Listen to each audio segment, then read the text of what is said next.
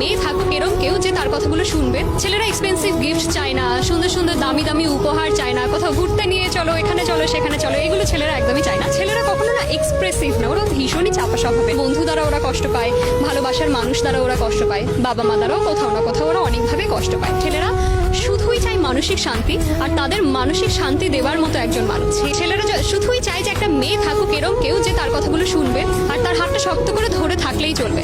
ছেলেরা expensive gift চায়।